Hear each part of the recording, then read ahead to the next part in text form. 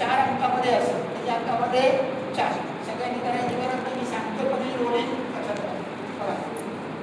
1 2 3 4 1 2 3 4 1 2 3 4 1 2 3 4 1 2 3 4 1 2 3 4 1 2 3 4 1 2 3 4 1 2 3 4 1 2 3 4 1 2 3 4 1 2 3 4 1 2 3 4. म्हणजे ही हलासन पश्चिमोत्तानासन रोलिंग कळलं की नाही? तसं पश्चिमोत्तानासन रोलिंग. मग हलासन रोलिंग आपण पहिलं शिकलो होतो. 1 2 1 2. त्याच्यानंतर आपण 4 अंकामध्ये पश्चिमोत्तानासन रोलिंग. या रोलिंगला काय म्हणतात? पश्चिमोत्तानासन 4 अंकामध्ये करायचं. ते लक्षात एनर्जी ताबडतोब वाढते. कळलं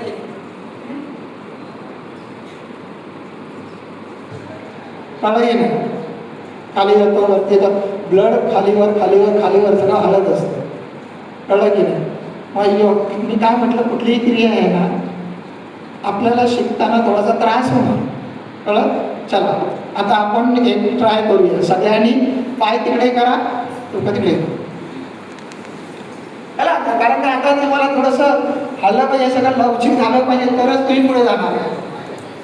तूल झालेली असतं सगळं सुटणार.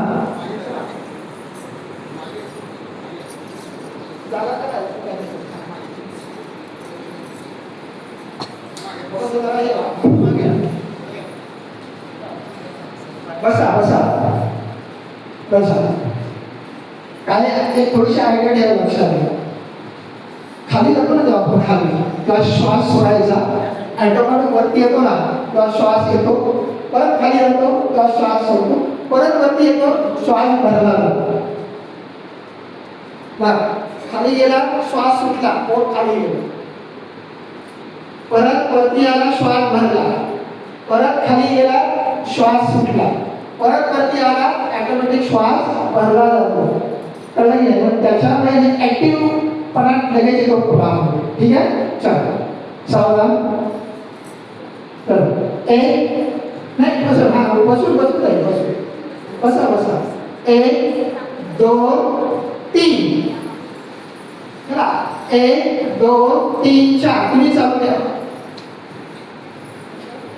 1 2 3 4 1 2 3 4. चालू द्या.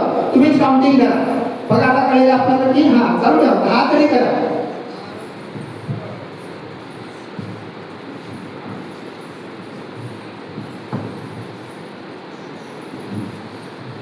1 2 3 4 1 2 3 4 1 2 3 4 1 2 3 4. चला विश्राम करा. चला विश्राम विश्राम विश्राम. हा पाठीवरती झोपा. झोपा झोपा. सगळ्यात मोठा म्हणजे आळस. आळस याच्यातून निघून जातो. कळलं? म्हणजे ऍक्टिव्ह पण येतो आपल्याला. कळलं की नाही? काय सांगितलं तुम्हाला? ब्लड म्हणजे रक्त संचालन चांगल्या प्रकारे होतो, ऍक्टिव्ह पण येतो याच्यात. आळस निघून जातो. अग्निमध्य बद्धकोष्ठता जे काय आहे ते सगळं निघून जातं. चरबी, पोटावरची चरबी, साईडची चरबी वगैरे सगळं याच्यातून निघून जातं. म्हणजे हे आसन आहे सिद्धी देणारं आसन आहे. जेव्हा तुम्ही अष्टसिद्धी बोलता की नाही, त्या अष्टसिद्धीमध्ये हे आसन एक सिद्धी झालं. या आसनावरती पण बऱ्याच जणांनी सिद्धी मिळवलेल्या आहे पश्चिमोत्तान आसनामध्ये. चला लेफ्ट साईड उठून बसा.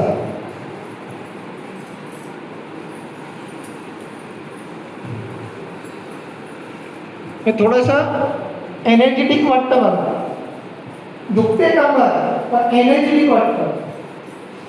म्हणून मी तुम्हाला सांगितलं काय की रेग्युलर याच्यामध्ये जर तुम्ही करत राहिला हलासन वगैरे पश्चिमासन, ते पोट की सगळी सर्दी वेट लॉस वगैरे सगळं निघून जाणार. आणि सूचना फक्त वाचत, सूचना ह्याच्यासाठी दिलेल्या आहेत की ज्यांना अतिशय त्रास आहे त्यांचा आपण येतो कळलं, त्यांच्यासाठी त्या सूचना, बाकी काही नाही. ठीक आहे. मग त्याच्यानंतर मग या असं कुठलं होणार काय पश्चिमोत्तानासन, काय काय होणार आहे पश्चिमोत्तानासन आसन काय होतं.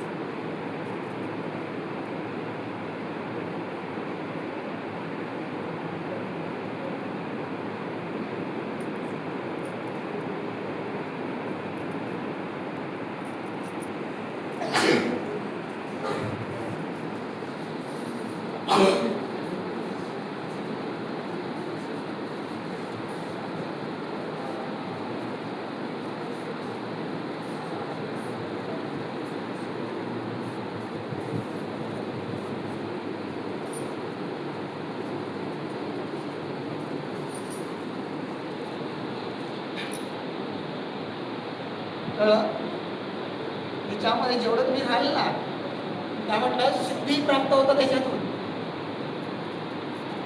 या आसनामध्ये सिद्धी प्राप्त होतात.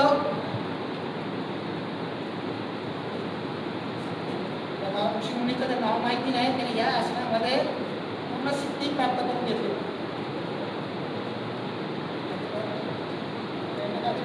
भगवान शंकर आणि भगवान शिवाने या असं सांगितल्याच्या नंतर मी सिद्धी प्राप्त करून घेतली. पश्चिमोत्तानासन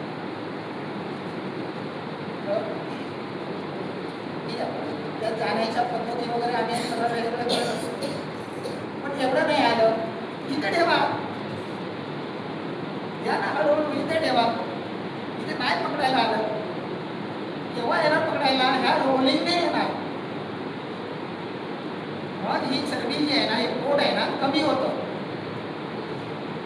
कळलं का? लक्षात